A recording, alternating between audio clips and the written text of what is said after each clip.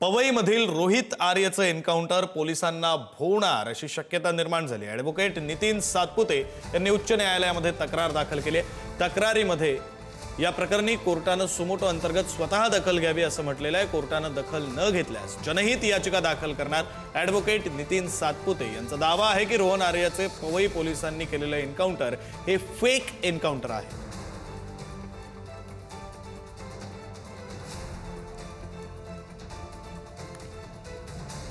पवईमध्ये Rohit आर्यचं encounter करण्यात आलं होतं आणि ते एन्काउंटर फेक एन्काउंटर आहे असं ॲडव्होकेट सातपुते यांचं म्हणणं आहे आणि त्या संदर्भाने त्यांनी याचिका सुद्धा दाखल केली। अधिकचे तपशील देत आहेत प्रतिनिधी नंदकिशोर गावडे। नंदकिशोर, विक्रम, आपण पाहायला गेलं तर पवईमध्ये रोहन आर्याचा जो एन्काउंटर झालेला आहे तो एन्काउंटर फेक आहे असं जे नरेटिव्ह आहे ते खरं तर नितीन सातपुते, ॲडव्होकेट नितीन सातपुते हे म्हटलेलं आपल्याला पाहायला मिळते। परवा त्यांनी जाहीरपणे कबूल केलेला आहे की हा संपूर्ण जो एन्काउंटर आहे तो बनावट एन्काउंटर असल्याचा जो दावा आहे तो त्यांनी केलेला आपल्याला पाहायला मिळतात।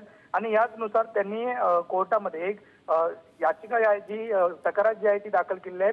कोर्टाने स्वतः दखल घेऊन या प्रकारे कोर्टाने तक्रार नोंदवावी अशा पद्धतीची तक्रार आहे ती खरं तर सातपुते यांनी केलेली आपल्याला पाहायला मिळते। आणि ती जर तक्रार दाखल नाही झाली तर स्वतः जी आहे ती जनहित याचिका दाखल करणार असल्याचं सुद्धा यामध्ये जो नितीन सातपुते आहेत, ॲडव्होकेट आहेत, त्यांनी म्हटलेलं आपल्याला पाहायला मिळते। त्यामुळे एकंदरीत संपूर्ण पोलिसांच्या जो एन्काउंटर झालेला आहे त्याच्यावरती प्रश्नचिन्ह सध्या ॲडव्होकेट नितीन सातपुते जे आहे ते उपस्थित करताना आपल्याला पाहायला मिळत आहे।